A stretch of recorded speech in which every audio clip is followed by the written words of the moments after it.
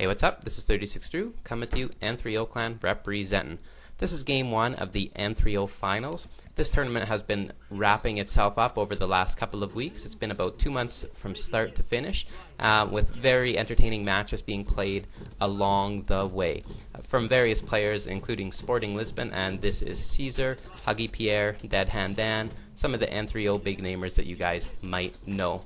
This is the final game, game one of the finals rather, played on Siberia. I, of course, am British. It'll be from my perspective. I will be playing versus Caesar, who will be Dutch. Early on in the game, you'll notice I don't have the best starting crates. I end up buying a little bit of wood from the market, a little bit of an old school option, and end up having to gather a little bit more coin just to make sure that I have enough to gather early hunting dogs. The assistance of an early wood treasure, of course, is always beneficial to virtually any civ, probably Brits in particular, just since they have such heavy mana booming capabilities. And there you see the wood being bought for 125 coin. Of course, you lose a little bit on villager seconds there. However, being able to get the early market up, I feel it's definitely worth it. Ideally, with Brits, you start with 3 wood crates. In the next fan patch, that'll be really interesting because you won't have any wood left over if you go for 2 manners at the start. Players have different choices. Some players, when they start with the 3 wood crates, like to go for the 2 manners, while others like to go for a manor and a market. Personally, if I know that there's going to be a coin treasure kicking around, or I think there's a high probability that there's going to be one, I will always go for the market. It just seems to be in my experience that it works out better. Over the time, it's come and gone. Players, debate which is better. And from a theoretical perspective, I think early on that the manor is better because let's say you start with 6 villagers and you span an additional manor.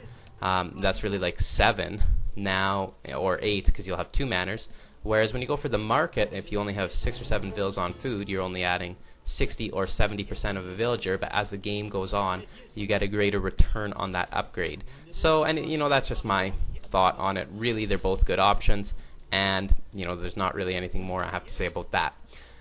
So, actually, one of the things that I've kind of wandered away from is my base, and it's kind of unfortunate because I know where my second hunt is. However, I don't really have any idea on where my third hunt is. Now, there's also just a little bit of lag going on in this game, which is a little bit tedious. Just being that we're playing each other all the way across the world. Just sort of happens sometimes.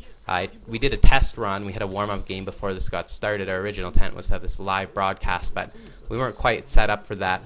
So anyway, we did a test run. I tested with fraps without to see if that would cause lag at all, and that made no difference whatsoever, which is nice. So it's just a fact that when you're playing someone on the other side of the world, on a whole different continent, different hemisphere, sometimes it's going to be laggy. And here Caesar sees that I'm creeping on this wood treasure, and he's going to try to steal it with his villager, and I'm just going to be able to sneak it in before him. So that's really nice for me because he lost his villager seconds in walking over there and hanging out trying to steal that wood treasure. Can't blame him for trying, though. He didn't have to walk all that far, so, that's just that. Of course, I'm going to go for the standard 17 villager age up, which will put me up, if I do everything correctly, at about 433 to 435. Really, there's no excuse to be later than that as Brits, unless you're playing something and you get absolutely hunt screwed. But if you're playing fan patch and playing competitive maps, there's generally not too many excuses there. This is actually probably one of the most competitive maps in terms of balance. You really can't get screwed too badly. The only thing might be is that some civs can end up really abusing treasure gathering, so much wood and everything else like that available. However, I'm not sure that that's a problem with the map per se, maybe a problem with treasures, which have actually been heavily debated lately on Age Sanctuary and other boards as well. Apparently there was a time, and I didn't know this, but when treasures were quite a bit more OP than they even are now, something like, having 2 grizzly bears guarding a 140 wood treasure. And apparently in one of the early vanilla patches that was addressed slightly. However, there still remains work to be done, and I'm going to stick by what I said, that people are kind of hating on the fan patch team. No, hate on where it's deserved. Hate on Ensemble Studios or Robot Entertainment for not having balanced that. They released a dozen patches and still couldn't get it even close to right. Whereas, the fan patch team, they don't get paid to do this. They do this in their own time. They have careers, lives, families, women, all that, everything else going on. And they don't even get paid a cent. It's just purely voluntary. And if you're still hating on it, well, then go and make your own patch. GG, no re. Anyways, I'm getting back in the game, about to head up here to the next stage. Of course, I grabbed the gang saw upgrade on the way up. I will also be grabbing the steel traps upgrade. Pretty much this is the way to play Euro civs in the current state of affairs. You have the hunting dogs upgrade, and you want to get the steel traps upgrade fairly quickly after you age. Ideally, within 30 seconds. In some options, sometimes with Spain, you just don't have the resources. However, in the next fan patch, with them getting the free gang saw upgrade right from the get-go, maybe they'll have enough wood in the transition, plus they'll save on 100 food and having to research that upgrade. So it'll be really interesting to see how that pans out. Next fan patch is looking really good. I like that French is getting the shipment bonus completely removed, that couriers are going to receive -10 to the range resistance, because really they are not all that susceptible. And there, boom, good scouting provides critical location on the stables. In retrospect, that stables is a little bit too far forward in my opinion. If he wants to plot Minutemen, the Minutemen have to walk a little bit further than perhaps he would like them to. However, that's where his second gold mine is, and maybe he wants to be able to protect it a little bit. So, I suppose wrong move is in the eye of the beholder. So, of course, having scouted that stables and just my standard Brit gameplay in this matchup is going to be my first batch is going to be Pike. So, and in fact, my second batch, I'm just going to keep up making pikemen until I see a reason otherwise. I'm going to try and siege at stables, maybe walk in, siege a bank. I don't know if he's going to just go all the way aging up. Tough to say. And there, boom, with the 700 wood, going to throw down a second stables. Next card is, of course, 5 villagers. Nothing unusual about that. That's basically the way, most people play Brits. 700 wood, 5 vills. After that, things change, but, that's just generally how they work. Caesar is actually going to try to almost get greedy. He doesn't lose too many husks here, but he's going to try to engage my pike and then run and engage him and run. However, he isn't able to do so with a great level of success. I'm going to be on it enough that I can task my pikemen on his units, and he's going to try to run back the injured one. You have to be really careful doing that, because if he miss-micros them too much, he's going to end up losing tons and tons of villager seconds, because the hussar costs so much more than a pikeman, and of course that's just the way the counter system works, which as it should work that way. Meanwhile, I have my explorer there, just going to send him to do a little bit more scouting. You can see just a little bit of command lag there, when he clicks, and it takes a second for him to respond. But yeah, no, that's okay. We both have to deal with it. It's just the nature of the beast. And there, the stables goes down, and there's another group of pikemen. So I'm just kind of going all-out pikemen at this point. Haven't really seen any reason to do anything different, except then I noticed, right behind that town center there, he has a little bit of a proxy barracks put up. So I better start mixing some longbows into the equation here, because he's going to have some skirmishers pop out any minute here. And when I watched the replay, I was curious what his card order was. He went for 3 vil, 700 wood, which is, of course, just a little bit of a different option. And there he has his 5 skirmishers pop out, and his group of hussars deciding to come to my town center and raid. And I'm seeing that, I've decided that I'm going to upgrade my villagers here. I've got just my economy rolling enough. Villagers 30 plus, 32, 33, 35 in that range. So, I can afford the upgrade at this point. In some matchups, I get the upgrade during the transition if I really feel I'm going to need it. For example, against a German player who I think is going to go heavy cav. I just think that that's absolutely necessary. There's also some talk about Ulans and them being changed for the next fan patch, with them receiving possibly 1 less attack and, having a bit of an HP boost, which actually, looking at the numbers, is an overall boost for the unit. It was about 15 plus HP and -1 attack, so you're getting about a 7.5% increase in attack for a 3% decrease, or pardon me, 7.5% increase in HP for a 3.5% decrease in attack. So overall, it's a boost, kind of making them slightly more like a Euro hussar. However, not entirely. So anyway, here comes Caesar with an impressive mass of skirmishers, pikemen, and a couple of hussars here, and he's getting a little bit aggressive, and he wants to siege one of my forward Raxes, possibly second. Pikemen there want to end up keeping them in cover mode so that they absorb damage. If Caesar miss-micros, or he kind of lets his unit sit there, they're going to end up just soaking up so much more damage. Meanwhile, my longbows, I don't have enough of them at this point. However, I have a batch that's about to pop out. I'm thinking about calling Minutemen, and there I do. They're coming forward, and I just need to be able to hold this barracks for a little bit longer. I don't exactly know what I'm going to do at this point if that barracks falls too quickly. I just basically need to buy enough time, and I just do. My barracks is sitting with about 800 HP left. interesting decision on his behalf to retreat. I don't know if it was the best one or not. I don't blame him. I had Minutemen on the way. I had 12 longbows, a significant number of pikemen. I have a stables that I just threw up, so hard to say. But he creeps right back in, and he's going to be aggressive and go for that stable. So he realizes that the HP is still low. I haven't had the chance to repair it yet because it does take a couple of idle seconds before the repair option becomes functional. And anyway, he's going to continue to be aggressive and come back and try to attack that stables. Meanwhile, I know that I need to add hussars into the mix because he's going quite heavy on skirm. And yes, longbows are greater than skirm, at least in this age. And they have slightly different roles. I know they're both light infantry, but they're just with setup animation and hit and running and all that kind of stuff. They're just not exactly the same. So as I was saying, I'm going to need hussars because they're basically the best counter to the skirmisher at this point in the game. Even though longbows do the job reasonably well if you want to talk about cost effectiveness. And now I have a group of hussars that's about to pop out, and I'm thinking, let's go raiding, let's go headhunting, see what we can do to these bloody Dutch skirms. And they always say that Dutch skirms are taller than the other ones. I don't really know what that's all about, but that's just what they say. And I'm going to start to gather some other upgrades. I was a little bit late on the market upgrade for coin. Also, here, you can see how that's where you really have to pay attention to your army at all times. I had a group of 5 hussars, and I ended up losing 2, which really it was just unnecessary for me to lose. Still have my pikes sitting in cover mode, just completely laming and cheesing to the maximum, but that's exactly what you got to do in this matchup if you want to be successful. And here we have it, just continuing to push with a little bit of semi-sloppy micro. However, he's pretty good with his hit and run, so I can't really comment too much about that. So Caesar, if you're wondering, he's a very skilled player, and back in the day, he was ranked around 37 for quite a while. Watching some of his replays, he's actually a very, very quick player. Very quick on the mouse. I think he's quicker than myself. And in this game, I was actually quite slow in terms of clicking speed and APM and all that.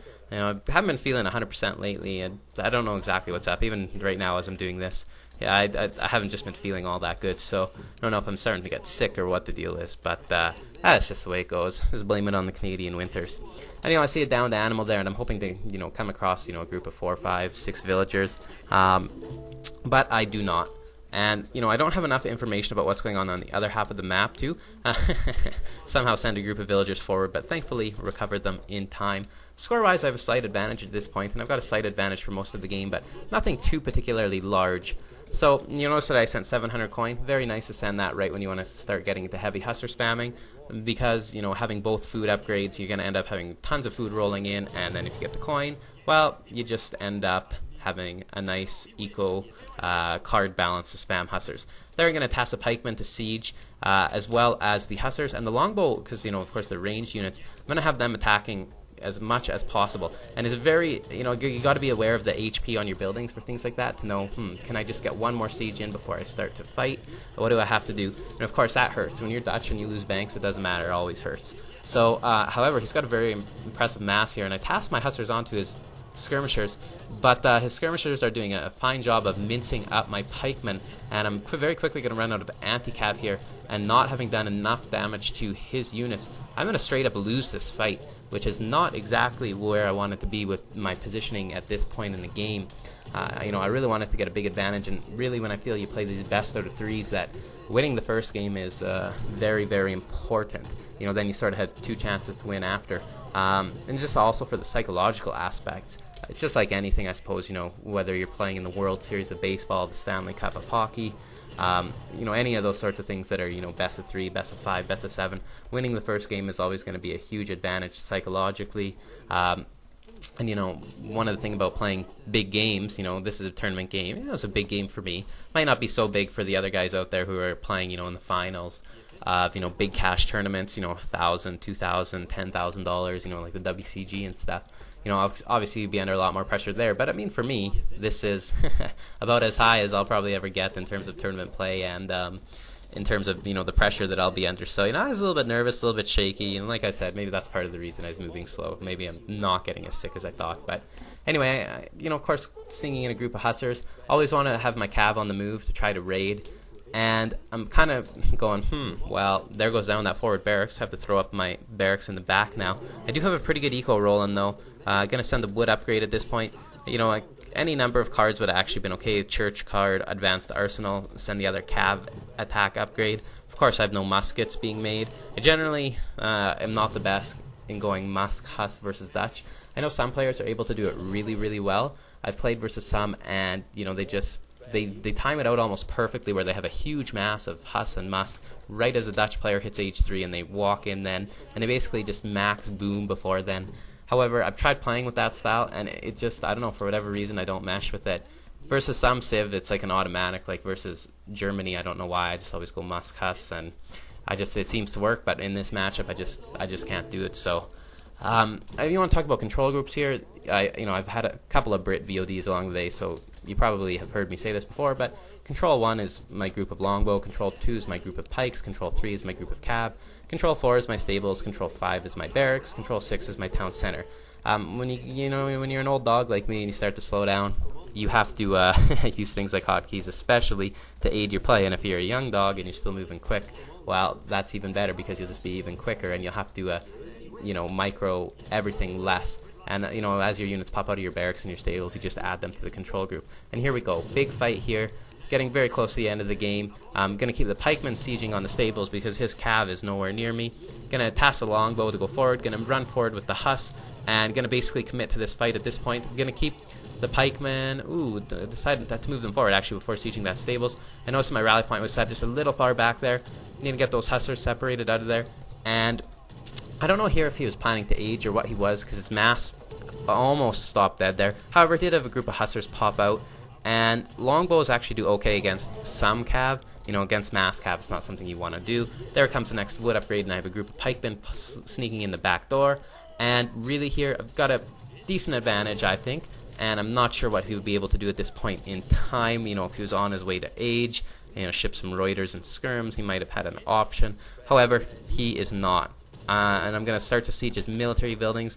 Then I'm going to start to house him. And when I watched the replay after, it wasn't actually even necessary at all. He had absolutely more than enough pop space. However, I didn't really have that insider information, and I thought, based on what I could see on the map, that he would be a little bit more low on housing. Of course, it doesn't really matter how much resource a player has if they can't train units. So I think that with civs like Aztec, who tend to be heavy on siege rushes and stuff like that, that it's really important that they take advantage of housing opponents and things like that. Interesting thing about Aztec is, so many players, they seem to forget to research the tech from the fire pit that gives them the 3 times XP bonus. Another thing about the war chief is throw your war chief in cover mode. He's not really all that effective in combat. Yes, sometimes he is, but in cover mode he's going to soak up twice the damage, and his aura is going to be around for twice as long. And it might even be the difference between keeping him alive or keeping him dying. And that aura is really useful for those units. Of course, we saw in one of the changes, Coyote Runners are going to get plus 10 to their HP in the next fan patch, and that's GG. Good game, Caesar. And also, there's a tech that'll give the maces plus 0.75 damage to heavy infantry, plus 8 maces for 500 food. And also, the War Hut's now going to provide 5 population space, which is very good, because early game, that'll save them 50 wood. Take a look at the graphs there. Villagers, of course, had a bit of an advantage there. And you can see where my economy really started to take off. However, you see how I lost that first battle in the push. And, then you'll see, of course, that decisive battle at the end there where really there was no contest. I'd like to thank you all for watching. This is Game 1. Stay tuned. Game 2 and 3 are going to be released sometime in the next little while. Take care, everybody. 36 Drew, signing off. Game 1, N3O Clan Finals, representing. Take care.